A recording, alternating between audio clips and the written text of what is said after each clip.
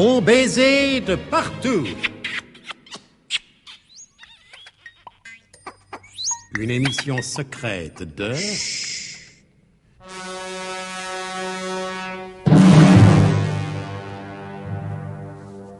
Ce soir-là, donc, alors que les 11 coups de 22h35 sonnaient au beffroi de Saint-Germain-l'Auxerrois, dans son bureau de style mi-directoire, mi-Philippe le Bel et mi-naturel, le chef du SDUC, le service de documentation unilatérale et de contre-espionnage, le colonel Hubert de Guerlas, tenait une conférence extraordinaire entouré de tous ses collaborateurs.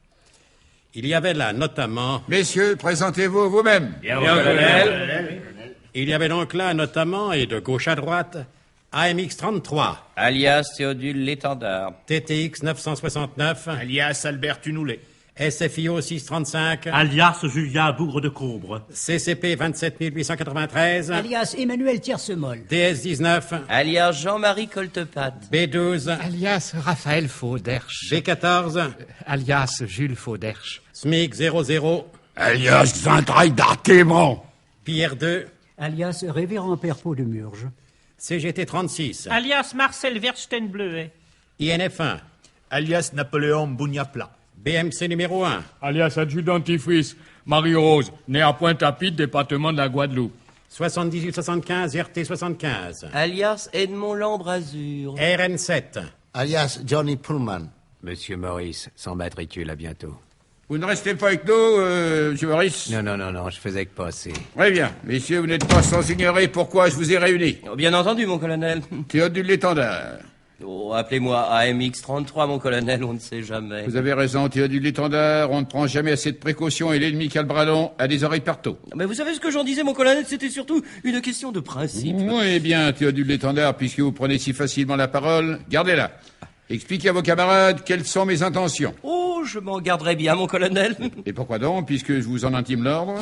C'est que, mon colonel, la situation est assez délicate. Je ne suis que votre adjoint, et je ne peux prendre le commandement que si, pour une raison quelconque, accident, maladie, blessure grave, aliénation mentale, vous en êtes empêché. Oui, je ne vous demande pas de prendre le commandement, je vous demande de prendre la parole. Non, en vérité, est-ce bien utile? Le propre d'un bon agent secret n'est-il pas de savoir ce qui se passe chez les autres? Alors n'est-il pas naturel qu'il sache ce qui se trame à l'intérieur même de son propre service? Si je traduis vos paroles en clair, il signifie que tout le monde ici, de AMX 33 à RN7, en passant par CCP 27893 et puis R2, tout le monde est au courant de l'opération que j'ai décidée. En quelque sorte, oui, mon colonel. Et si j'avais changé d'avis? Oh, ben nous changerions tous d'avis, mon colonel. Bien, merci.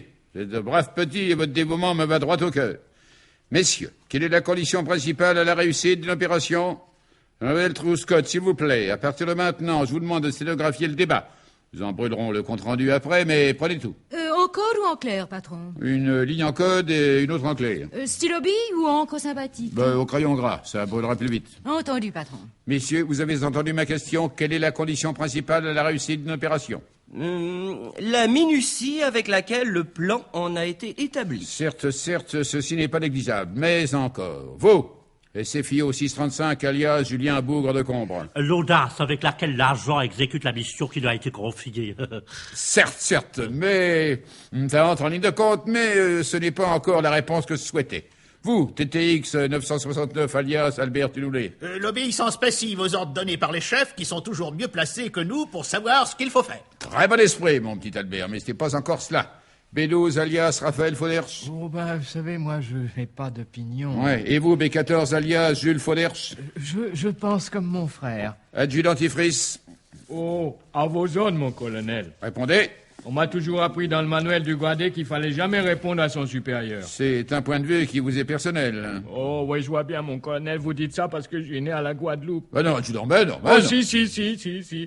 Moi, je sais, depuis le jour où un président de la République, il a dit comme ça à mon grand-père, c'est vous le nègre. Continuez, c'est toujours la même chose, ça continue. Oui, ça va s'arrêter tout de suite, puisque je vous donne l'ordre de la bouteille. À vos ordres, mon colonel. Repos. Non, messieurs. La condition nécessaire et parfois suffisante à la réussite d'une opération réside dans le choix du nom de code. Tout est dans le nom qu'on donne à l'opération. Le nom, c'est 90% de la réussite. Ce ne sont pas des exemples historiques qui manquent. Regardez le grand Napoléon. Non, pas vous, Bougnapla, le grand, le vrai, le premier. Eh bien, tant que Napoléon a choisi d'appeler ses batailles Austerlitz ou Wagram, tout s'est très bien passé. Le jour où il a choisi Waterloo, vous avez vu le résultat. Un vrai désastre. Croyez-moi, tout est dans le nom. Et mon colonel, vous avez pris une décision à propos de ce nom? Naturellement, un chef est habitué à prendre des décisions rapides. Et peut-on connaître ce nom? Tupetla. Plaît-il? J'ai dit Tupetla. L'opération Tupetla. Ouais, t'as un nom magnifique, Tupetla. Ah, t'as un nom qui sonne comme un défi lancé à nos ennemis. Tupetla, ça sonne... ça sonne comme... Ça sonne comme un téléphone. Oui, ben répondez, mademoiselle Truscott. Nous sommes pour personne puisque tout le monde ignore que nous sommes d'ici. Allô? Allô, oui? Oui, ici le curé d'Usduc, je vous écoute. Ah, ça dépend. Oui? Très bien entendu, monsieur. Je vais faire part de votre message à qui de droit. C'est cela, monsieur. Bonsoir, monsieur. Qui était-ce? C'était Zorbec le Gras. Hein? L'agent double? Oui, patron, Zorbec le Gras double. Que voulait-il? Oh, il m'a demandé comme ça s'il pouvait avoir des informations sur l'opération Tupetla. Il a bien dit l'opération Tupetla? Oui, patron, il a dit l'opération Tupetla. Mon colonel, mais c'est une catastrophe. Une véritable catastrophe. Vous connaissez Zorbec. Avant demain matin, nous allons avoir sur le dos tous les services secrets de la Terre. Et peut-être même d'ailleurs.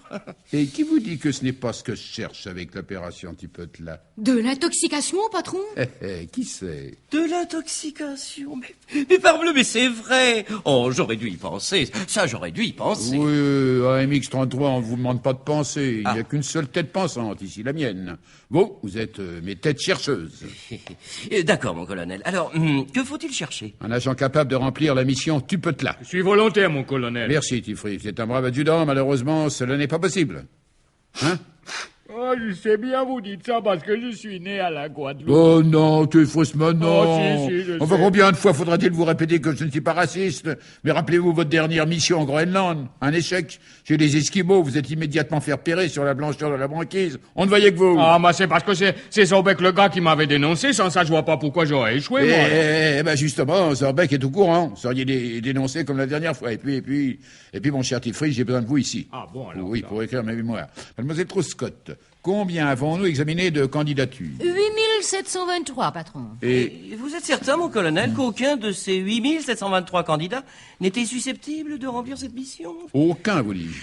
Oh, mon colonel, si vous nous disiez de quoi il s'agit et quelles sont vos intentions, peut-être pourrions-nous vous aider à découvrir cet agent idéal. Je ne peux rien vous dire. Les instructions que j'ai reçues de la présidence étaient tellement secrètes qu'on avait inscrit sur l'enveloppe ultra secret à détruire avant lecture. C'est ce que j'ai fait aussitôt, bien entendu. Donc, mademoiselle Truscott, puisque nous avons examiné 8723 candidatures, il ne reste plus personne à voir. Si, et moi. Oh, qui êtes-vous, là? Et comment êtes-vous entré ici, vous? On m'appelle Mimi. Hein? Mais mon vrai nom, enfin l'un des moins faux et Samson Porta en face. Je suis le demi-frère d'Hippolyte Porta à gauche.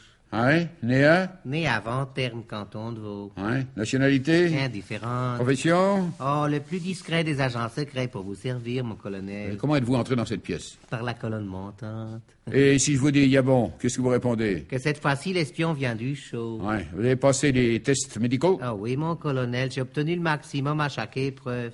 Ils m'ont donné la mention très bien. Ouais. Et les tests psychologiques? Ils m'ont trouvé plus intelligent qu'Einstein. Ah, mais pas plus intelligent que moi, au moins. Oh non, mon colonel. Ah, alors ça va. Dernière question, simple formalité, car je pense que vous êtes l'homme qui me convient. Dernière question, donc, Samson porte à Ne gauche. porte en face, mon colonel. Porte à gauche, c'est mon demi-frère Hippolyte porte à gauche. Ouais. Moi, c'est Samson porte en face pour vous servir, mon colonel. Oui, c'est tout à fait ce que je disais. Dernière question, donc, qu'est-ce que le biglotron? Alors, vous avez bien dit le biglotron, mon colonel. Oui, j'ai bien dit le biglotron. On n'a pas de question plus difficile à me poser, car celle-ci est vraiment enfantine pour un tel homme que moi. Enfin, allons-y. Dernier né de la technique expérimentale d'expression scientifique d'avant-garde, le biglotron est un extraordinaire appareil de synthèse dont la conception révolutionnaire bouleverse de fond en comble toutes les lois communément admises, tant dans le domaine de la physique thermonucléaire que dans celui de la gynécologie dans l'espace. Oui, c'est pas ça du tout. Pourtant, je vous assure, mon colonel... Oui, silence, moi je vous dis que c'était pas ça du tout. Le biglotron est un secret d'État. Oui, monsieur Porte-à-Gauche, un secret d'État. Je vais vous dire que je n'aime pas beaucoup qu'un simple particulier se balade comme ça avec des secrets d'État plein les poches. Mais, mon colonel... Sans, vous en savez trop, beaucoup trop. Voilà, vous autres. Allez, allez, comme guillotine discrètement ce bonhomme. Guillotine donc Samson. Eh bien, son tour. Mais mon colonel... J'ai dit exécution, et dans les circonstances actuelles, je vois pas très bien ce que je pourrais dire d'autre.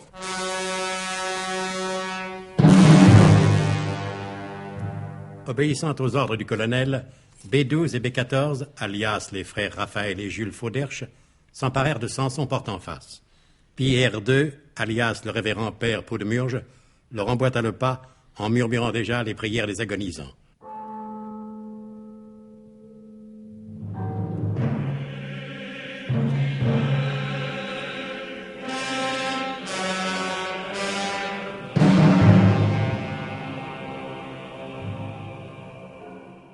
Mademoiselle Troscott? Patron? Maintenant, mademoiselle Troscott, il ne nous reste plus qu'une solution. Laquelle, patron? Faire passer une petite annonce dans les journaux. Oh, êtes-vous bien sûr, mon colonel, que ce soit la seule décision qui s'impose en l'occurrence? Qu'elle s'impose en l'occurrence ou en version originale, peu importe, c'est moi qui décide.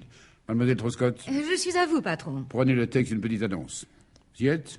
Je suis tout à vous, patron. Bien, alors voyons.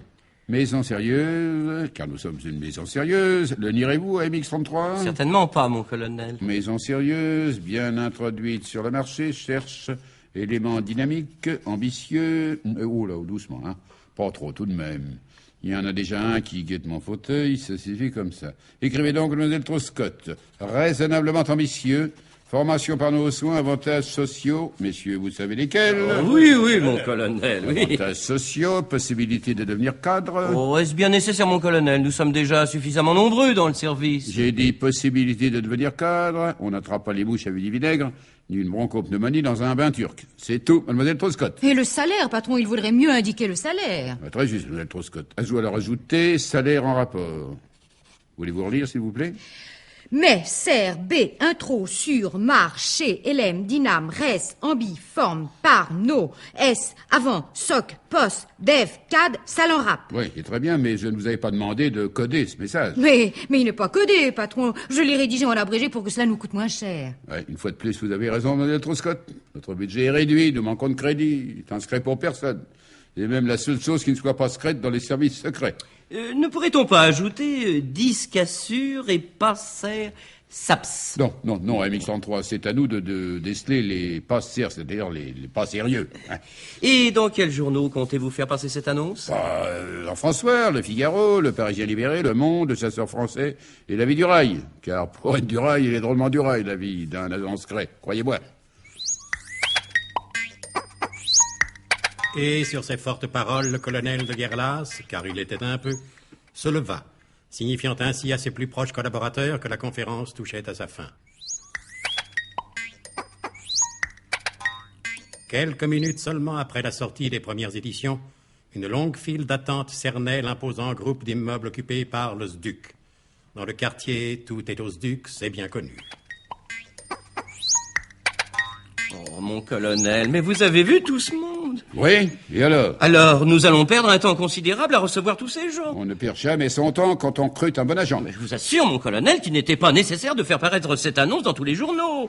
J'ai vu dans la file d'attente des individus très ordinaires, enfin pour tout dire, d'assez basse extraction. Qu'allez-vous faire, mon colonel? Mais prendre des décisions qui s'imposent. C'est-à-dire? Laissez-moi faire, voulez-vous, à MX33, adjudant d'Ivry. Présent à vos ordres, mon colonel. Vous allez me faire le parcours du combattant de l'ombre à ces gaillards. Bien, mon colonel. Combien de fois? Autant de fois qu'il le faudra pour décourager les éléments les moins dynamiques. Exécution. C'est comme si c'était fait, mon colonel. Bon. Tiens. Et tiens là, monsieur Maurice. Vous désiriez quelque chose, monsieur Maurice? Non, colonel. Je ne faisais que passer.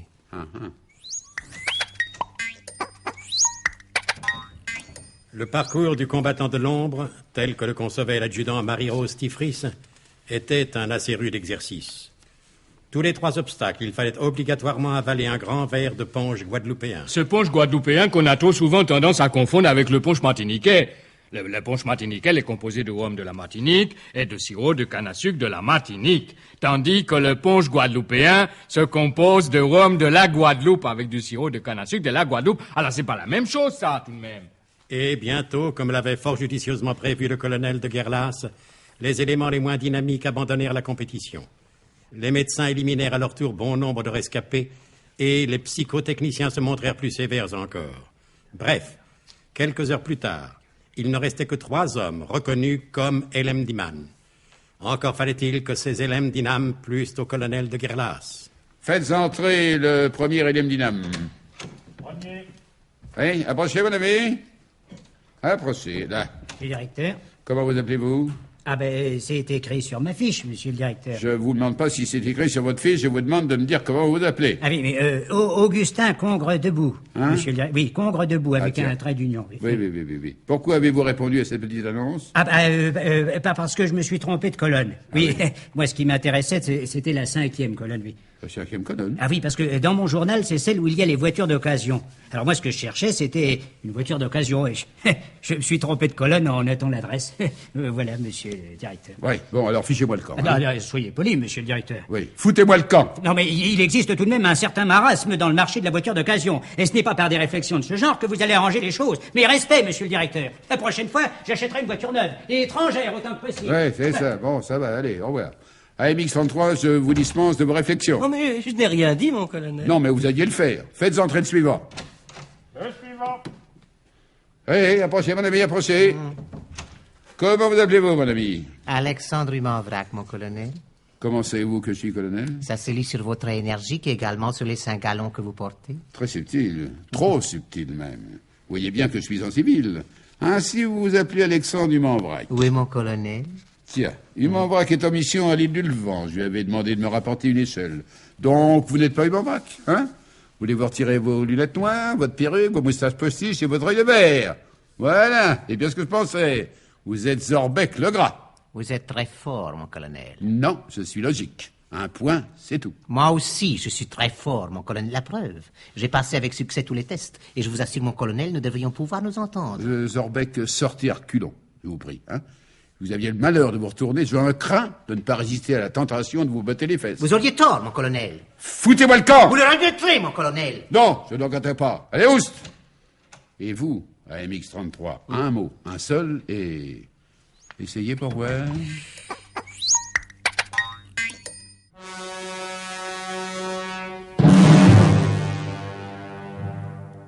Patron, je fais entrer le dernier candidat. Non, mademoiselle Truscott. Mais pourquoi, patron? Parce que j'ai un besoin urgent de quelques minutes de méditation.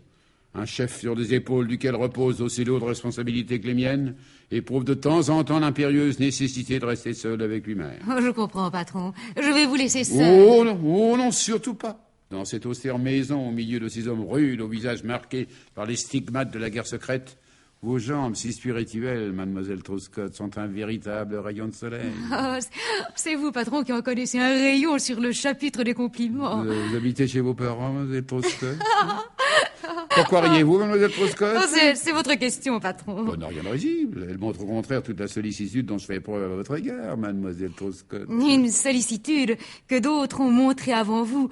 Depuis mon entrée dans le service, tous ceux que je croise me demandent si j'habite chez mes parents. Et qui vous a déjà posé cette question? Mais tout le monde, patron. Monsieur Albert Tunoulet, monsieur Julien Bourreau de Combe, monsieur Jean-Marie de Col-de-Pâte, les frères Fauderche. Les frères Fauderche, je passe encore, ça ne m'étonne pas de mêler les autres. Quel toupet. De mon temps, la secrétaire du patron, mais c'était sacré. Ah, c'est bien ce que m'a dit monsieur Napoléon Bougnapla. La secrétaire du patron, c'est sacré, il faut qu'elle y passe. Il a dit ça? Eh ben, belle mentalité, l'abject individu.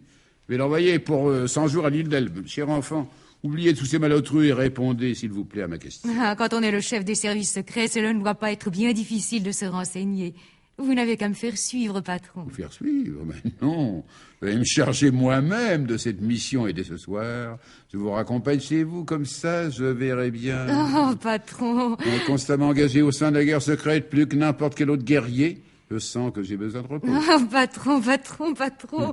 Il serait peut-être temps de faire entrer le dernier candidat. Mademoiselle Truscott, vous avez raison, le devoir avant tout.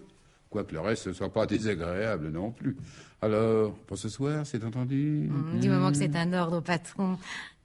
Alors, je le fais entrer. Oui, faites entrer. Approchez, mon gaillard, approchez. Eh bien, étant donné qu'il est écrit dans la Bible, au début était le commencement, procédons avec ordre et méthode. Asseyez-vous, mon garçon. Là. Mademoiselle Truscott, veuillez, je vous prie, prendre soigneusement et intégralement en note l'interrogatoire auquel je vais procéder. Je n'ai pas l'habitude de prendre des notes à la légère, patron. Je sais, mademoiselle Truscott, et c'est bien parce que je le sais que je vous le dis. À nous deux, mon ami. Vous vous appelez? Le roi d'Ec. Le roi d'Ec? Le roi d'Ec? C'est un nom composé incomplet, ça. Le roi d'Ec quoi? Mais le roi d'Ec, rien. Hein? Le roi d'Ec tout court, le roi d'Ec. Le roi d'Ec, oui. Ainsi, le roi d'Ec est votre patronyme légal. Oui, mon colonel. Bon, après tout, il existe bien un agent vietnamien qui s'appelle Tanqueray de là, alors. Hein? Prénom? Nicolas, César, Alexandre, Auguste, Octave, Marc, Antoine, Brutus, Commode, Constantin, Marius, Théo... Oui, stop, ça va. Oui, avec Nicolas, ça suffira. Inutile d'y ajouter l'histoire romaine. Date de naissance? 15 juin 1934. Vous êtes né où? À Bouilly-les-Angelures, dans la Nièvre. Ah oui, ainsi vous êtes breton. D'origine, mon colonel. Oui, c'est ça. C'est-à-dire que mes parents... Oui, d'accord. C'est bien ce que je pensais. Bon. Bouilly-les-Angelures, dites-vous. Bouilly-les-Angelures. Mais ça me dit quelque chose, voyons. Où est-ce exactement? Entre Morzine-les-Gracieuses et Issoubli, sous lui. Ah, Issoubli sous lui, oui. Ah, dites-moi, c'est pas situé sur les bords de la Smoule? Si, mon colonel. Ah, mais je vois, je me rappelle. J'y suis allé les dernières à la pêche au saumon fumé. Enfin, en principe. Et officiellement, pour ma femme, bien sûr. En réalité, était en partie fine avec un délicieux mannequin de la police judiciaire. Oh, patron! Hein? Oui. En tout cas, il y a une charmante auberge à l'enseigne du chromosome mystérique. Oh, c'est un bien joli coin champêtre, calme, reposant, décontractant. Le matin, surtout, mon colonel, parce que l'après-midi... Oui, je me souviens. En effet, ça ferme à 11h30, donc pas de problème. Bon, continuons. Vos parents? Je les ai perdus très jeunes, mon colonel. Ah, désolé. Enfin, c'est la vie. Et vous les avez perdus dans quelles circonstances? Oh, bêtement, mon colonel. Dans la foule, au salon des arts ménagers. Et vous avez fait une déclaration de perte à l'état civil? Ah, on l'a faite pour moi, mon colonel, parce que j'étais bien petit à l'époque. En échange, on m'a remis une carte d'orphelin provisoire d'appellation contrôlée. Ah bien, certifié conforme? Oui, mon colonel. Par le directeur de la Caisse des dépôts et consignations, 56 rue de Lille, Paris, 5e arrondissement. D'ailleurs, voici le document. Oui, parfait, en ordre, oui. Pas d'autres proches familles? Si, mon colonel. Un frère et une sœur. Ah, et qu'est-ce qu'ils font? Mon frère est dans l'enseignement et ma sœur est en maison. Compliment, belle mentalité, jolie référence. Laissez-moi terminer, mon colonel. Elle est en maison bourgeoise. Ah, bon. En qualité de première femme de chambre chez le duc et la duchesse de Montfort-l'Amaury. Ah, oui, entendu parler, oui. Célibataire, marié? Entre les deux, mon colonel. Ouais. Mais nous avons l'intention de régulariser la situation sitôt que... Oui, bien sûr. Le nom de votre compagne? Mémène, mon colonel. Oui. Vous ne demandez pas son diminutif d'intimité, mais c'est nom et prénom réels. Ah, Antoinette Duglambier, mon colonel. Antoinette, et vous l'appelez Mémène. Comment expliquez-vous ça? Ah, je l'explique pas, mon colonel, ça m'est venu comme ça, spontanément, intuitivement, pour tout vous dire. Peut-être un souvenir de ma pauvre tante Juliette, décédée il y a 5 ans des suites d'un accident... D'un accident de voiture, de chemin de fer? Non, mon colonel, d'un accident de terrain. Oui, c'est moins grave. Soulignez tout ça, mademoiselle Troscott, ça ne manque pas d'intérêt, ça peut servir. Elle travaille, votre petite amie? Oui, mon colonel. Elle est petite main dans une fabrique de joints de culasse à Billancourt. Ah, situation d'avenir, je suppose. Pour son patron, certainement, mon colonel. Ouais, c'est bien ce que je voulais dire. Et vous, votre profession? En dernier lieu, j'étais enclumier, mon colonel. Enclumier? Oui, c'est-à-dire? Représentant en enclume, mon colonel. Eh ben, ça doit être un dur métier. Ah, plutôt, oui. Je ne sais pas si vous vous rendez compte, mon colonel, mais faire à longueur de journée du porte-à-porte en trimballant une collection d'enclumes pesant de 25 à 110 kilos, c'est lassant. Ah, et si vous êtes venu ici, c'est que votre employeur vous a licencié? Non, pas encore, mais ça ne vaut guère mieux. Il m'a dit que si la courbe des ventes ne se relève pas, je pourrais aller me faire enclumier ailleurs. Oui, c'est un homme dont on peut nier qu'il est le sens de la métaphore. Et auparavant, vous avez exercé d'autres métiers? Oui, mon colonel, oui, et dès mon plus jeune âge, à 10 ans, pendant l'occupation. J'ai été essayeur de sucette à la menthe et à la framboise nitroglycérine dans une confiserie clandestine. Soulignez les détails, mademoiselle Troscott, c'est très important. Ensuite, j'ai été successivement, et entre autres, vérificateur de faux poids et de demi-mesure à Bonn, en Allemagne fédérale, harpon solo au Cétacé Symphony Orchestra à Helsinki, en Finlande, aide magasinier à la secrétairerie d'État du Vatican, à Rome, moniteur de gymnastique abstraite à l'école de Joinville, et donneur dans un institut d'insémination artificielle. Ah, pendant combien de temps? 9 mois, mon colonel. Oui. Au terme desquels j'ai été remercié pour insuffisance de matières premières. On m'a d'ailleurs délivré un certificat de bons et loyaux services. Soulignez ça aussi, mademoiselle Troscott, ça peut servir. Et c'est tout? Ah non, après ça, j'ai été pendant 1 an interne des hôpitaux. Ah, intéressant ça. En qualité de malade, il est vrai. Oui, bien entendu. Bon. Et à présent, vous avez complètement récupéré? Intégralement, mon colonel. Bon. Eh bien, il ne m'appartient pas de conclure. C'est aux spécialistes de la faculté de médecine de se prononcer. Eh bien, je crois que tout est en ordre. Ah, vous allez oublier votre adresse actuelle. 84 bis, avenue du Général Motor, à Houille. À Houille? Oui. Ça me rappelle de pas joyeux souvenirs, oui, ça oui. Quand j'étais un jeune sous-lieutenant, il y avait dans la compagnie à laquelle j'appartenais un autre sous-lieutenant qui se nommait Séraphin de Branle-Bas, dont le père était natif de Fès, au Maroc, et la mère, justement, native de Houille. Alors, c'était devenu une tradition. Dès que ce brave Branle-Bas rentrait, toute l'assistance se levait et hurlait « Sacré Séraphin ! On a-t-il de la chance? Il a un père de Fès et une mère... » Patron, je vous en prie. Excusez-moi, vous êtes trop Scott. Tous ces souvenirs de jeunesse, toutes ces bonnes vieilles plaisanteries éculées, certainement, mais enfin, on sait s'entraîner. Bon, eh bien, la séance est terminée. Mademoiselle Troscott, tapez-moi toutes ces notes et envoyez-les d'urgence au service de contrôle aux fins de vérification et d'enquête complémentaire. Mais, mon colonel, tout ce que je vous ai dit est rigoureusement exact. Mais je n'en doute pas, mais ici, la règle d'or est de tout éplucher, de tout vérifier, de tout contrôler, quelle que soit la personne en cause, sans la moindre exception.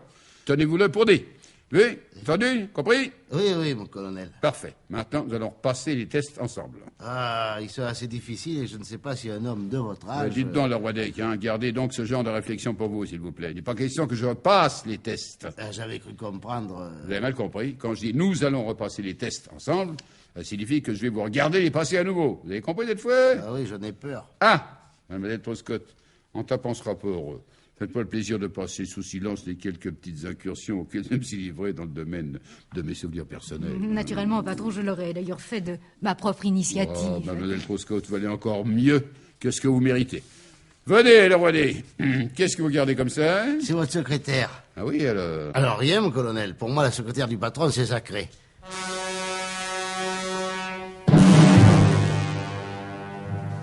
À une portée de fusil à lunettes du QG du SDUC, dans le hall imposant d'un immeuble cossu des Champs-Élysées, une plaque de marbre indique aux curieux et aux autres « Z. Legras, gros, demi-gros, détail soigné, import-export rapport, cuisine bourgeoise ». Dans la foule des badauds, un homme maigre et agité de tic s'y prend à plusieurs fois pour fixer son monocle au creux de l'arcade sourcilière et déchiffrer la plaque de marbre décrite plus haut. Après un regard circulaire et circonspect, l'homme se dirige vers la cage de l'ascenseur et demande au préposé de le véhiculer jusqu'au 3e étage.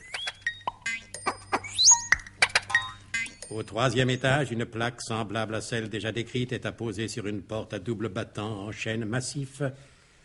Plus discret, un panonceau de cuivre précise « Entrez sans vous frapper ». L'homme entre. L'homme tend sa carte à un huissier valétudinaire qui s'en empare et bientôt frappe discrètement de sa dextre gantée de blanc à la paroi capitonnée du bureau directorial. L'homme dévoré de tic fait nerveusement les 115 pas et de sa badine de jonc bat rageusement ses mollets. L'huissier valétudinaire revient. Si monsieur Willem Fermtag veut bien se donner la peine. Et l'homme voulut bien se donner la peine. Entrez, mon cher, entrez. Fermtag, quel bon vent vous amène. Fou, Sorbeck, vous êtes complètement fou. Mais moi, mais pourquoi? Mais cette plaque en bas dans les halls, ces bureaux somptueux avec de la moquette crème, l'huissier valétudinaire et ganté de blanc, on dirait que vous faites tout pour vous faire repérer. Je sais bien que le colonel de Guerlas n'est pas très malin, mais tout de même... Le colonel? Mais je l'ai vu cet après-midi. Il a été charmant. De Guerlas est venu dans votre bureau? Non, c'est moi qui suis allé dans le site. De mieux en mieux. Comme il avait fait passer une petite annonce pour recruter un agent secret, je me suis présenté. Et c'est bien ce que je disais. Ah, mein Gott, vous êtes devenu complètement fou. Je n'ai plus qu'à faire mes valises.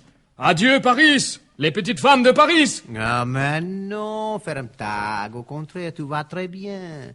Dans le renseignement, il y a 2 manières de travailler. Ou passer complètement inaperçu, ce qui est très difficile, même pour des agents entraînés comme nous, ou bien alors jouer la provocation et inscrire sur sa porte « Ici, on achète des informations ». Personne ne croit à la réalité d'un agent secret qui a le toupet de dire à tout le monde qu'il est agent secret. La preuve. Vous arriverez toujours à me faire rire, même quand je n'ai pas envie. Riez tant que vous voudrez, le métier m'a appris à ne pas être susceptible. Et je vous crois au contraire susceptible de tout. De votre bouche, cette appréciation ne peut être qu'un compliment. Sorbeck, méfiez-vous de la vanité. Et vous êtes vaniteux, Sorbeck. Cette installation ridicule, ce bureau dans cet immeuble, Tout démontre que vous êtes vaniteux. Un jour, cela vous perdra. Ferme ta gueule. Laissez-moi parler. Je vous écoute. D'une oreille méfiante, mais je vous écoute quand même. Jamais, pendant toute une vie de labeur et de probité, je n'ai rencontré une chance pareille. L'affaire nous arrive en quelque sorte toute rôtie dans les mains. Méfiez-vous, ça brûle. D'habitude, quand nous commençons à travailler, l'adversaire a déjà mis tout son dispositif en place. Ici, l'opération n'est même pas commencée. Ils en sont encore à chercher l'agent qui l'exécutera. Nous sommes à la source. Et comme j'ai passé moi-même les tests comme candidat, nos machines électroniques vont pouvoir nous dire les intentions cachées du colonel de Garlas avant même que celui-ci ne les connaisse. Nous serons au courant avant lui des décisions qu'il prendra, car nos machines fonctionnent plus rapidement que le pauvre petit cerveau du colonel. Me croyez-vous maintenant, Ferntag, quand je vous dis que Tupetla marquera notre triomphe? Je commence peut-être à vous croire. Oh, cette méfiance, toujours cette terrible méfiance. Si j'étais moins méfiant, il y a longtemps que je serais mort. Ne l'oubliez pas, Zorbeck.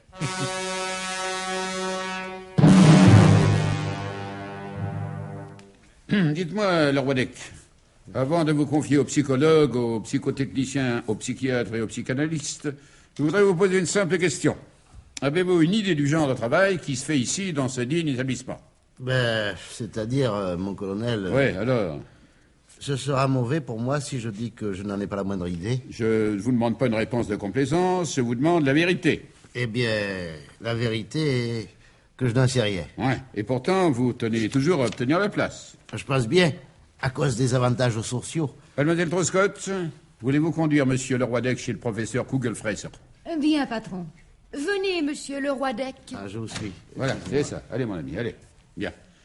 Mon cher l'étendard, inutile, je pense, de vous demander ce que vous pensez de ce garçon. À voir votre air d'égoutier, on a tout de suite compris.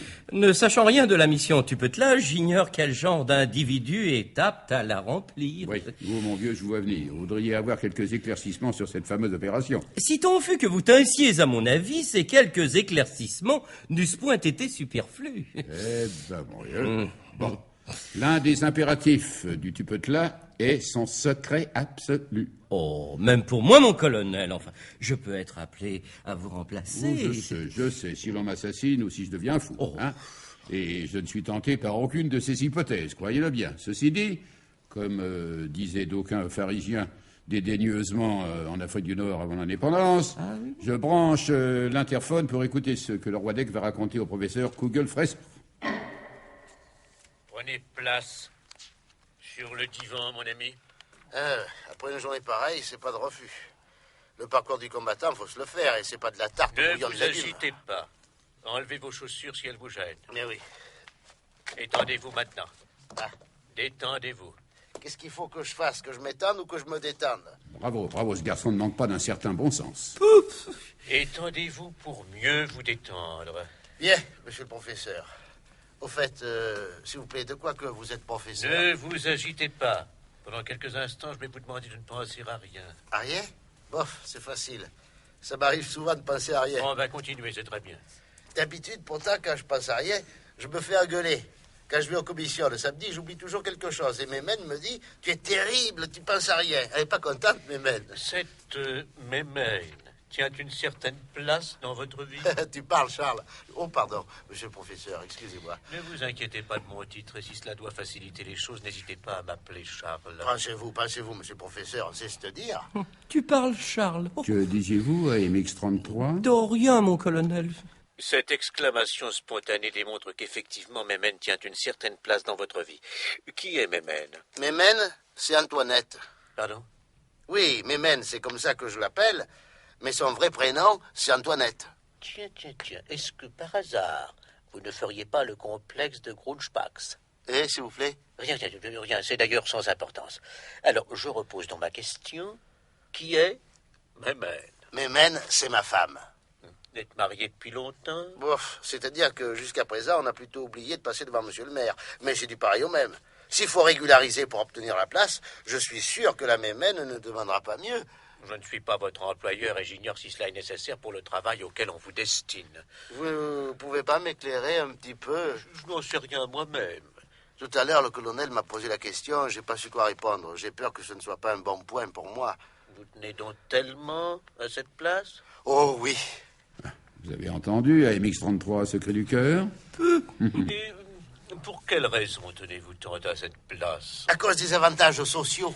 Dans votre place précédente, vous ne bénéficiez pas d'avantages sociaux? Pour ainsi dire pas.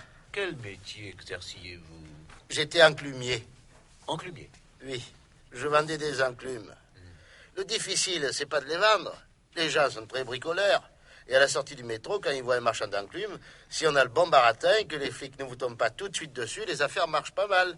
Le plus pénible, c'est de se balader toute la journée avec une valise pleine d'enclumes. C'est encombrant. Et les gens ont réellement besoin d'enclumes? Vous savez, si les gens achetaient seulement ce dont ils ont réellement besoin, ils achèteraient pour ainsi dire rien. Ils se laissent prendre au baratin, la publicité, quoi. Moi, je les faisais marrer. Pour qu'ils achètent, il faut les faire marrer. Je leur chantais comme l'enclume au vent. Ou bien alors, une enclume au chapeau, à la bouche une chanson. Une enclume au Enfin, chapeau. mon colonel, vous l'entendez? Une enclume au chapeau, c'est pas possible. Avec un chapeau en zinc, ça ne va pas être tellement mal. Et dans la profession, aucun avantage social? Aucun. Si je suis malade, même un rhume de cerveau, c'est pour mes pieds. D'où vous est venue cette vocation? J'ai commencé tout gosse, à cause de mon père. Il était enclumier, lui aussi. Non, forgeron. Ça lui était venu comme ça. À force de forger, il était devenu forgeron. Et mis à part cette question d'avantages sociaux, y a-t-il une autre raison qui vous pousse à abandonner cette profession? Il y a trop de grèves en ce moment. Chaque fois que c'est la grève des forgerons, je me fais traiter de jaune. Vous n'avez jamais essayé de vous élever? Je voudrais vous y voir, avec une valise d'enclumes à chaque main. Hein. C'est pas facile de s'envoler vers les cimes. Non, vous ne comprenez pas. J'entends s'élever dans l'échelle sociale. J'avais bien compris, monsieur le professeur. De temps en temps, je voyais des publicités. Vous n'avez ni fortune, ni diplôme, tant mieux. Une belle situation vous attend. C'était exactement mon cas, j'attends toujours. Et parlez-moi de votre père. Je vous ai déjà raconté comment il était devenu forgeron. Il n'y a rien à en dire d'autre. Quand il n'était pas devant l'enclume, il était devant le zin. Fils d'alcoolique par-dessus le marché. Nous le sommes tous plus ou moins. Vraiment, mon colonel, je ne comprends pas votre indulgence. Oui, taisez-vous, laissez-moi écouter la suite. Parlez-moi de votre mère.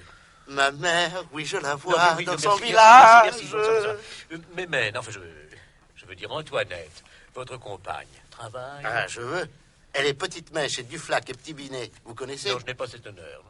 C'est une bonne maison pourtant. Écoutez, je ne connais pas toutes les bonnes maisons. Et ici, comment c'est sympa? C'est spécial. Le colonel, il a l'air drôlement intelligent. Drôlement, hein? Oui, bon, alors je n'ai pas besoin d'en entendre davantage. Décidément, ce garçon me plaît. Jugement clair et lucide sur les choses et les gens. Dès demain, je lui fais suivre les cours accélérés. Nous tenons l'homme de Tupetla.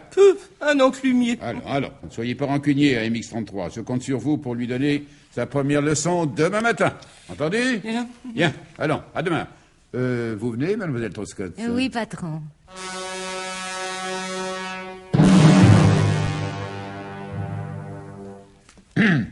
Dites-moi, l'enclumier. Je veux dire le roi Lec. Vous cacherez pas plus longtemps qu'à partir de 7 minutes, nous commençons la formation par nos soins, ainsi que cela a été stipulé d'ailleurs dans la petite annonce. Ce qui signifie, mon colonel, que j'ai réussi. Que vous avez réussi la première partie d'une longue série d'examens. La vie tout entière n'étant qu'une longue suite d'examens, comme l'avait déjà fait si justement remarqué plusieurs siècles avant Jésus-Christ, l'incomparable philosophe ivrogne grec Mordicus d'Athènes. Mais enfin, j'ai la place. Pour le moment, et jusqu'à plus informé, oui. Vous avez la place. C'est Mémène qui va être contente. Vous la saluerez respectueusement de ma part. Je n'y manquerai pas, mon colonel. Dites-vous, faites le roi des. Voulez vous demander, vous êtes bien né dans la Nièvre? Oui, à Bouilly-les-Angelures. Oui, je me rappelle, oui. Ça, oui. Et vous êtes d'origine bretonne? Oui. Oui, alors comment expliquez-vous votre accent méridional? Ça je l'explique pas, mais c'est très simple. J'ai d'ailleurs le grand-père du côté maternel qui était yougoslave. Je suis pas obligé de quitter la Turquie précipitamment. Il est venu se réfugier dans le Massif central. Oui, c'est bien, vous avez compris. Bon, avez-vous maintenant une idée des horizons vers lesquels cette aventure vous mène? Je veux dire, vous mène. Aucune idée, mon colonel. Vous ne supposerez toujours pas à quel genre d'occupation nous nous livrons dans cette maison? Je vous fais confiance, mon colonel. Le SDUC, ça ne vous dit rien? Sur le moment, comme ça, non. Faites appel à vos souvenirs de lecture. Le SDUC, voyons, on en parle souvent dans les livres. J'y suis. La centrale française d'espionnage. Oh, le vilain mot, le roi d'Ec. Le roi d'Ec, je vous pardonne parce que vous êtes nouveau. Ici, nous faisons du renseignement. Les espions, ce sont ceux de l'autre côté. De quel autre côté? De tous les autres côtés. Et les amis sont parfois encore plus dangereux que les ennemis. Mais alors, mon colonel, vous êtes le chef du SDUC? Mais oui. Enfin, vous y êtes. Quand Mémène va apprendre ça? Il n'est pas obligatoire qu'elle l'apprenne immédiatement. Dans les services secrets, on est tenu parfois à une certaine discrétion. Motus et bouche cousue. C'est cela même. Je sens que vous allez vous y mettre très vite. D'ailleurs, mon adjoint Théodule Étendard va se faire un plaisir de vous donner votre première leçon d'enseignement. N'est-ce pas, AMX-33? À vos ordres, mon colonel. Moi aussi, j'aurai un numéro, comme ça.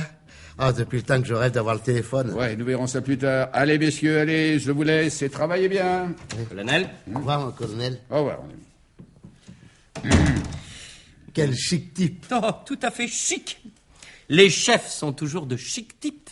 Si j'ai bien compris, vous êtes l'adjoint du colonel. Vous avez bien compris. C'est assez étonnant, mais vous avez bien compris. Si vous êtes l'adjoint du colonel, vous êtes au moins un commandant, peut-être même un lieutenant-colonel. Oh. Je voudrais pas faire de gaffe. Je voudrais vous appeler par votre grade exact. Appelez-moi AMX-33. Ça simplifiera les choses. Je ne suis pas militaire. Mais qu'est-ce que vous êtes alors? Inspecteur des finances. Sans blague. Oh, j'ai une tête à plaisanter. Évidemment pas. Excusez-moi. Je croyais qu'il y avait que des militaires au SDUC. Vous confondez avec le deuxième bureau. Le SDUC est composé de différents fonctionnaires, les uns militaires, les autres civils. Nous sommes détachés au SDUC et pour cela nous touchons une prime de risque de 1800 anciens francs par mois. Les avantages sociaux, quoi. Si l'on veut. Nous allons commencer par étudier l'ABC du métier. J'espère pour vous que vous avez une bonne mémoire. Sauf quand Mémène m'envoie aux commissions le samedi et que je sais jamais si c'est du lait pasteurisé ou pas qu'il faut acheter. Pour le reste, j'ai une mémoire de cheval. Oui.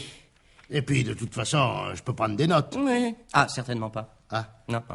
Un agent de renseignement doit apprendre ses instructions détaillées par cœur et être capable de les répéter sans se tromper. Ah bon, allons-y, je vais toujours essayer. Et oui, comme vous dites.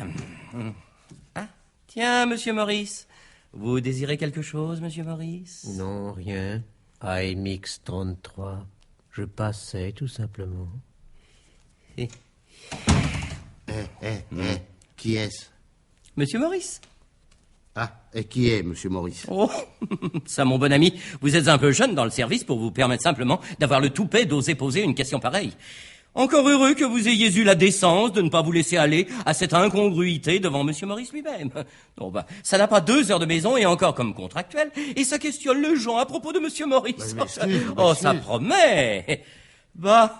Puisque c'est une idée du colonel, buvons le calice jusqu'à la lie. Oui, excellente idée, AMX-33. Je boirais bien un petit coup, moi. J'ai les amygdales complètement sèches. Non, mais ce n'est pas ce que j'ai voulu dire.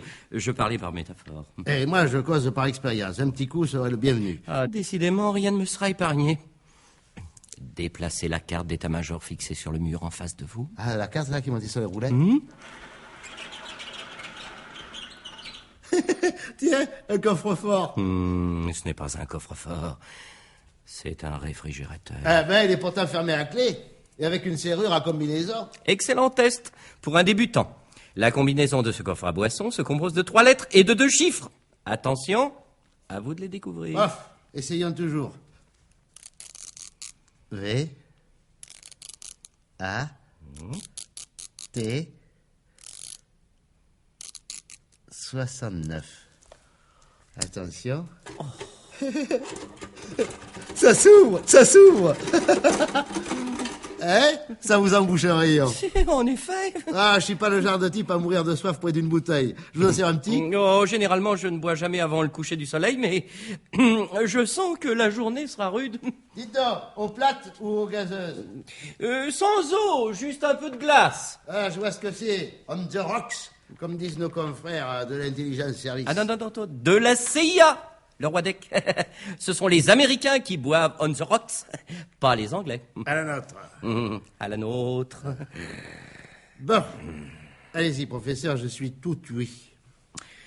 Nous allons commencer par les 12 commandements du parfait petit agent secret, édictés en 1914 par la fameuse Elisabeth Stragmüller, plus connue sous le nom de Mademoiselle Docteur. Ah, je l'ai vu au Cinoche. Oh, quelle éducation. Enfin.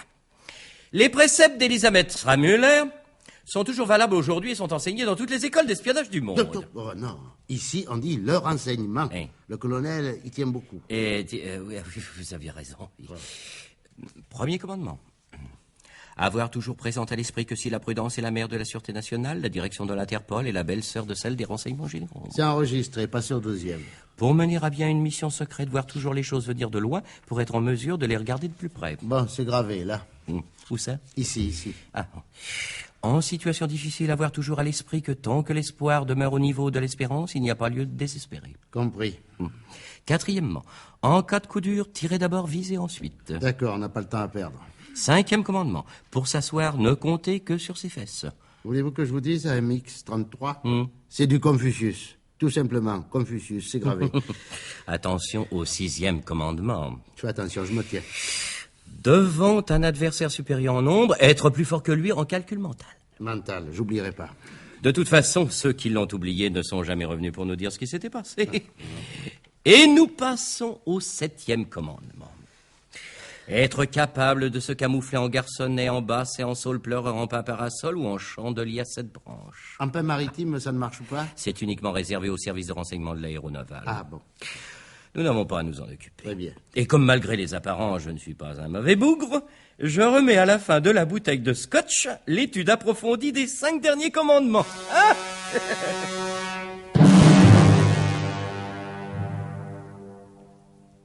Le roi Deck. Oui.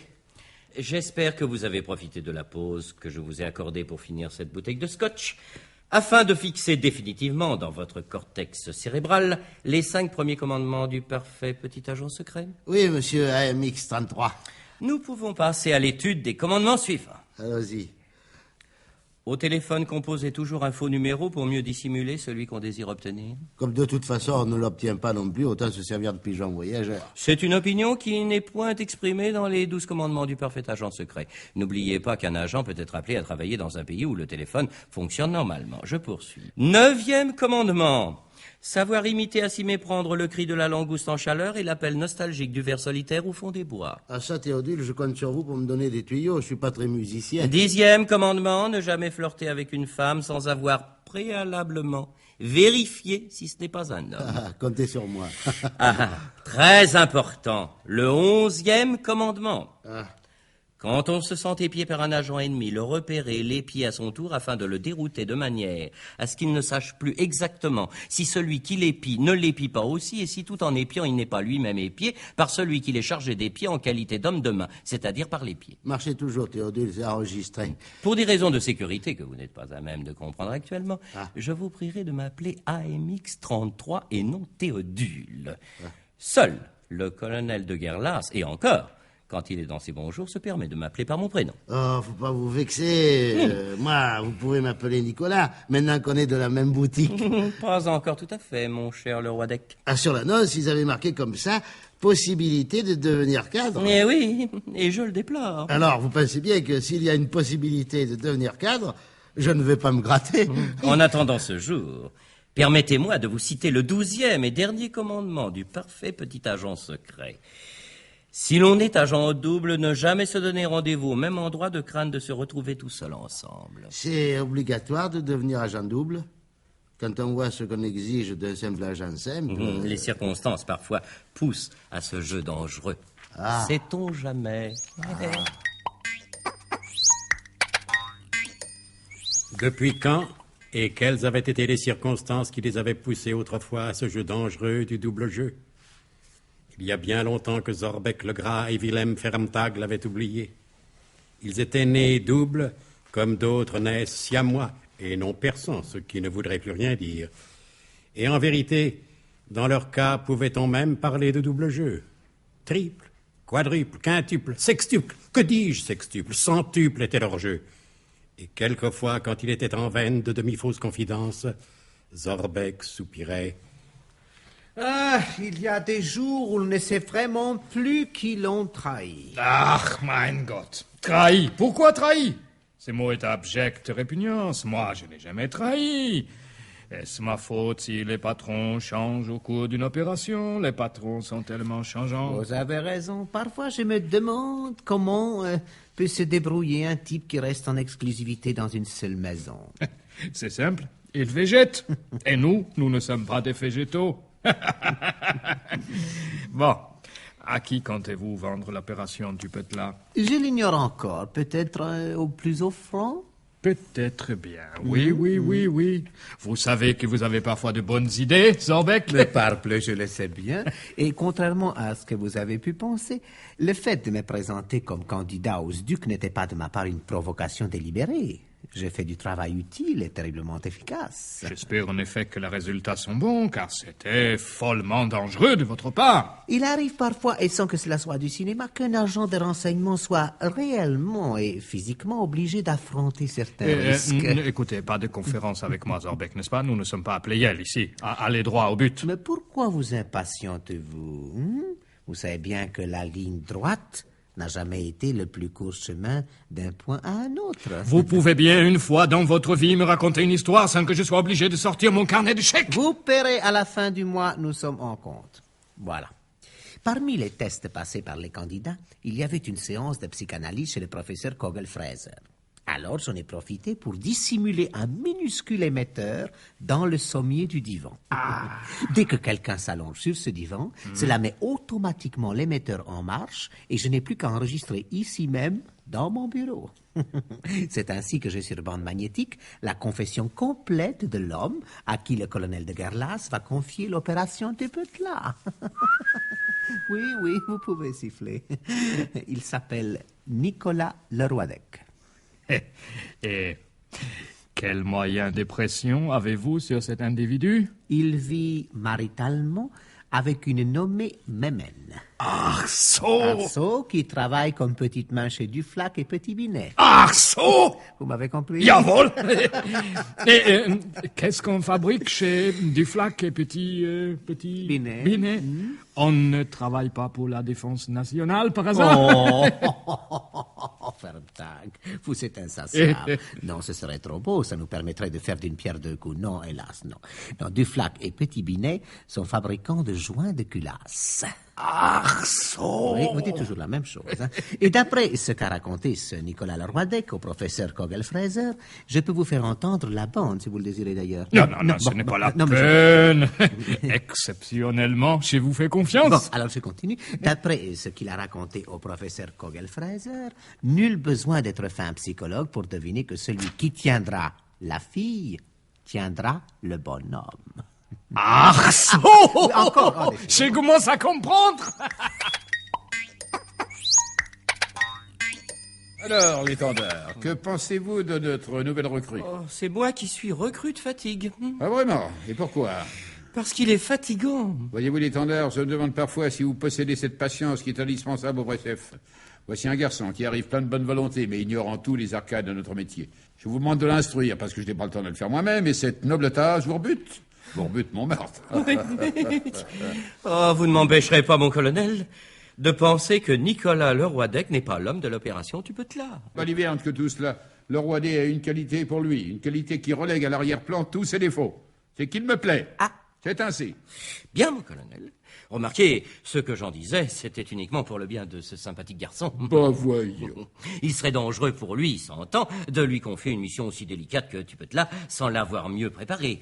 Oh, je ne parle pas de la mission, mais de ce brave petit Nicolas. Mais figurez-vous que j'y ai pensé. Oh, mais j'en suis persuadé, mon colonel. Seulement, je prétends que c'est sur le terrain qu'un homme se forme. Alors, j'ai décidé de lancer Leroidec sur une mission d'essai. Tiens. Une mission que nous allons monter de toutes pièces, ici, dans ce bureau et dans le quart d'heure qui va suivre. Mademoiselle Truscott. Qu'y a-t-il, patron? Appelez-moi, s'il vous plaît, les frères Fauderche. Bien, patron. Oui.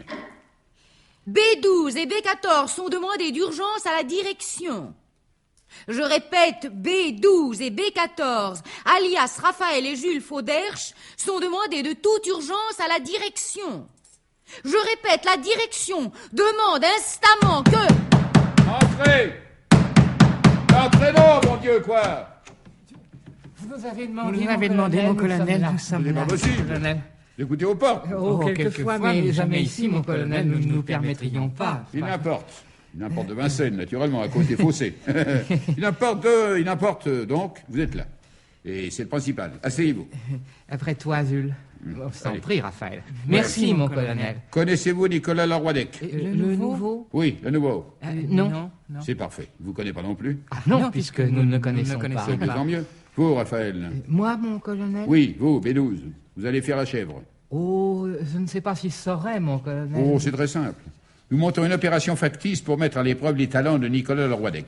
Comme je ne peux pas lui demander d'arrêter n'importe qui à cause des complications diplomatiques, je vais le lancer sur votre piste. Vous êtes la chèvre, comprenez-vous? Nicolas doit vous arrêter. Hein? Vous avez compris? Ah, cette fois-ci, j'ai compris, mon colonel. Avez-vous une photographie de vous? Oui, mon colonel. Mais elle n'est pas très récente. Oui, ça ne fait rien. C'est une photo de moi en premier communion. Ça ira très bien. Je lui donne cette photo et je le charge de vous retrouver. Toutefois, mon colonel, n'est-ce pas? Je vous prie de m'excuser si je me mêle de ce qui ne me regarde pas. Mais vous n'avez pas l'intention de former ce Nicolas Leroy-Dec au dur métier de tueur professionnel? Alors voyons, Raphaël, pour qui me prenez-vous? Le jour où j'aurai envie de me débarrasser de vous, je vous ferai passer en jugement. Non. Nicolas est juste chargé de vous retrouver et de vous arrêter au besoin. Et je vous demande d'être très, très dur avec lui. Vous conduire exactement comme s'il s'agissait d'un agent d'une puissance ennemie. Ou ami. C'est avec les amis qu'on est les plus vastes. Ouais, comme vous voudrez. Et moi, mon colonel, qu'est-ce que je fais dans toute cette histoire? Comme d'habitude, Jules Fauderche, vous brouillez les pistes. Pensez bien que je ne vais pas dire à Nicolas que vous êtes deux. Et comme vous ressemblez à votre frère comme deux gouttes d'eau, ça ne va pas lui faciliter le travail. Oui, somme toute, n'est-ce pas, je dois doubler mon frère. C'est exactement cela. Alors, Théodule d'Étendard, m'accuserez-vous encore de favoritisme envers Nicolas? Ne trouvez-vous pas que cette mise à l'épreuve est suffisamment rude? Oh, peut-être un peu trop rude pour un débutant, mon colonel. Oh, les frères Fauderche sont très forts. Merci, AMX33. Vous êtes un véritable ami, AMX33. Bon, ça suffit, messieurs, vous pouvez vous retirer. Raphaël, laissez votre photo. Oui. Au revoir, messieurs, et ne reparaissez plus ici avant la fin de l'opération. Oh, foi de Fauderche, vous pouvez compter sur nous, mon colonel. Parfait. Au revoir, mes respects, mon colonel. Mademoiselle Troscott, appelez-moi Nicolas Leroy-Dec. Bien, patron. Monsieur Nicolas Leroy-Dec est demandé de toute urgence au bureau de la direction. Monsieur Nicolas Leroy-Dec est demandé de toute urgence au bureau de la direction. Et pendant ce temps-là, dans une rue laborieuse de la banlieue parisienne, le long d'un grand mur gris, une camionnette bâchée de Mark Twain s'arrête le long du trottoir. Sur le grand mur gris, le passant, s'il lui prenait la fantaisie de passer en un aussi sinistre endroit, le passant pourrait lire « Établissement Duflac et Petit Binet ». Pourquoi m'a-t-on demandé de lire une pareille indication à cet endroit du récit? Je ne le saurai probablement jamais. Retournons plutôt dans le bureau du colonel de Guerlas où vient de pénétrer Nicolas Leroy-Dec. Vous m'avez demandé, mon colonel? Oui, Leroy-Dec. Je vais vous confier votre première mission. Mais alors, mon colonel, c'est fait. Je suis engagé. Je vous engage surtout à la plus grande discrétion. Comptez sur moi, mon colonel. Est-ce que vous allez me donner un numéro de téléphone? Tiens, c'est vrai, n'avez pas pensé à cela. Mais comme votre engagement définitif dépend de la manière dont vous allez vous tirer de cette première mission, que vous n'êtes là somme toute qu'à titre temporaire et provisoire, je vais vous attribuer le matricule SGDG 006 et demi. J'espère que c'est votre pointure. Merci, mon colonel, ça m'ira comme un gars. Bon, donc à partir de maintenant, vous êtes SGDG 006 et demi. SGDG 06 et demi, examinez cette photographie. Connaissez-vous cet homme? Non, mon colonel, vu que c'est un premier communiard. Oui, il a grandi depuis. La photo est assez ancienne. Vous allez me retrouver cet homme. Mais comment, mon colonel? Eh bien, mais en appliquant à la lettre les commandements du parfait petit agent de renseignement. Bien. Tiens, c'est l'heure de la soupe secrète. Allons manger. Je vous donnerai d'autres détails après. Allez, allons nous en manger.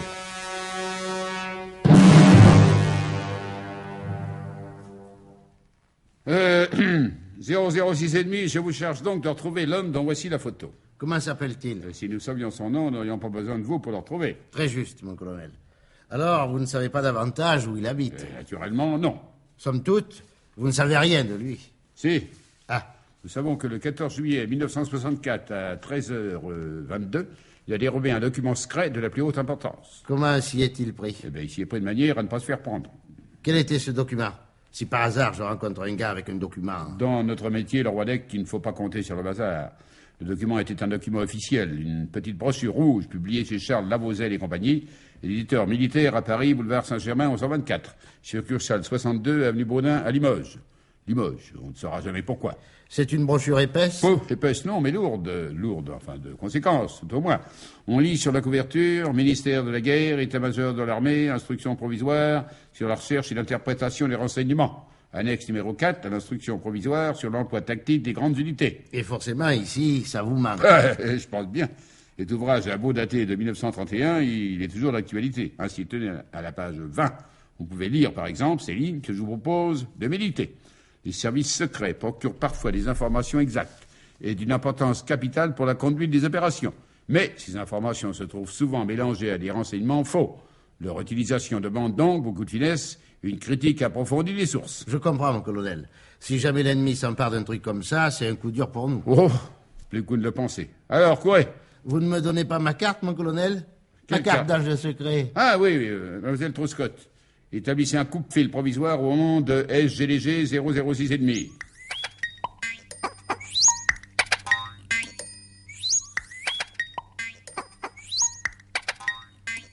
C'est à cette heure-ci que tu arrives?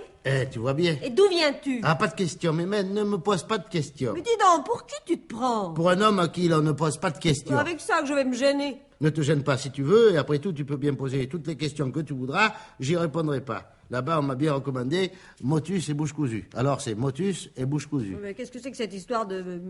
Cette histoire, c'est peut-être de l'histoire, avec un H majuscule, comme dans une, deux, car l'histoire est en marche. Et si jamais les autres là-bas en face, ils mettent la main sur l'instruction provisoire sur la recherche et l'interprétation des renseignements annexe numéro 4, j'aime mieux ne pas penser à ce qui arriverait à notre pauvre pays. Écoute, Nicolas, je sais bien que le métier d'enclumier est un rude métier, hein, et qu'il fait bon quelquefois de se détendre en buvant un verre. Je t'ai jamais fait de reproche à ce sujet. Mais ce soir, il me semble que tu as dépassé la dose. Oh, tiens. Ah, sans rien. J'ai rien bu. Ouais, c'est pourtant vrai. Ben, j'ai rien bu, sauf à midi à la cantine, la fine Napoléon avec le colonel. Quelle cantine? Quel colonel? La cantine du service. Quel service? Le service du colonel. Mais quel colonel? Mais le colonel qui dirige le service, parbleu. Et à la cantine, c'est pas cher, le service est compris. Et lui, le colonel, il est plutôt service-service. Alors c'est normal, c'est un colonel. Ouais, je comprends rien à ce que tu racontes. Non, mais en fait, tu sais bien ce que c'est qu'une cantine. Oui, bien sûr, il y en a une chez Duflac et Petit Binet. La cantine, ça fait partie des avantages sociaux. Je croyais que les enclumiers n'avaient pas d'avantages sociaux. Mais justement, j'ai changé de métier. Je travaille plus avec une enclume, mais avec un colonel. Avec l'enclume, j'avais pas d'avantages sociaux. Avec le colonel, j'en ai. Tu comprends maintenant? Non. Oh, c'est ta faute aussi. Je t'avais dit de ne pas poser de questions. Dis tout de suite que je suis une idiote. Mais non. Si tu étais idiote, tu sais bien que tu ne serais pas ma compagne. Alors tu travailles pour un colonel qui dirige un service? C'est ça. Mais quel service? Mais c'est là, justement, que réside le secret. Alors c'est un colonel qui dirige un service secret? Enfin, tant pis, on m'avait bien recommandé de ne rien dire, mais puisque tu as deviné toute seule, c'est différent. Oui, là, je travaille pour un service secret. Français, j'espère. Non, mais pour qui me prends-tu? Oh, c'est des blagues. Des blagues? Tiens, regarde ma carte. Qu'est-ce que j'en ai foutu de cette carte? Ah, là, voilà, tiens, regarde ma carte. Les autorités civiles et militaires, si elles n'ont rien de mieux à faire, doivent prêter aide et assistance aux contractuels provisoires à titre temporaire. SGDG 006,5. SGDG 006,5, c'est moi. Mais alors, tu connais James Bond? Bon, naturellement, je connais. Mais veux-tu que je te dise? Je m'en méfie.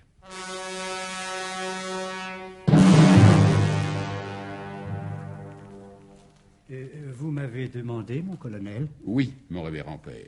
Je vous écoute, mon fils, et je suis à vos ordres, mon colonel. En ce moment, je mets une nouvelle recrue à l'épreuve. Oui, je lui ai donné une photographie assez ancienne de Raphaël Fauderche, et je lui ai demandé de mettre la main sur lui. Il s'agit bien entendu d'une opération tout à fait fictive. Des grandes manœuvres, si vous préférez. Oui, mais je me bien. méfie de Fauderche. Et je voudrais que vous surveilliez la régularité des opérations. Compris, mon colonel. Bien. Je vais suivre l'affaire avec une extrême componction. Vous pouvez compter sur moi. Ouais. Au revoir, mon révérend père. Mon colonel. Bon. Mademoiselle Truscott. Oui, patron.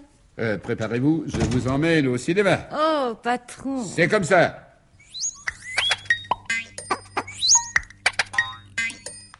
Alors, mon cher Fermtag, qu'a donné la filature de cet après-midi? Et la jeune personne est sortie de son travail à 6 heures et elle est rentrée directement chez elle. Parfait, tout à fait parfait. Nous n'avons plus rien à faire jusqu'à demain matin. Si nous allions au cinéma? Pour une fois, Zorbeck, je suis de votre avis. Allons au cinéma.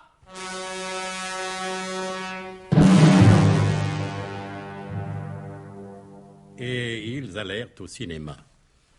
De son côté, PR2, alias le révérend père Pot-de-Murge, après avoir revêtu un vêtement civil plus conforme à la mission dont le colonel l'avait chargé, réfléchit.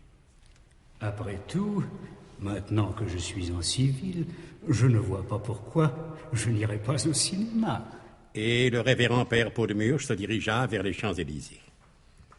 Attablés à une terrasse, B12 et B14, alias Raphaël et Jules Fauderche, regardaient la foule élégante arpenter la plus belle avenue du monde. Oh, Jules!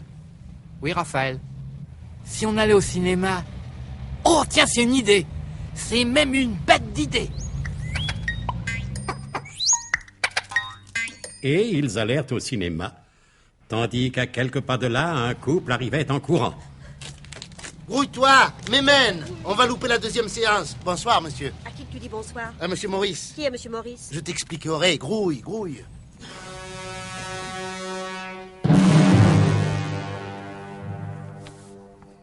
Et Mémène se grouilla. Zorbec le Gras, Fermetag, Raphaël et Jules Fauderche, le révérend père Pot-de-Murge, mademoiselle Trouscotte et le colonel étaient ce soir-là tous au cinéma, mais pas dans la même salle. Et ce fut sans doute la raison pour laquelle ils ne se rencontrèrent point. À suivre, avec une pile électrique à la main.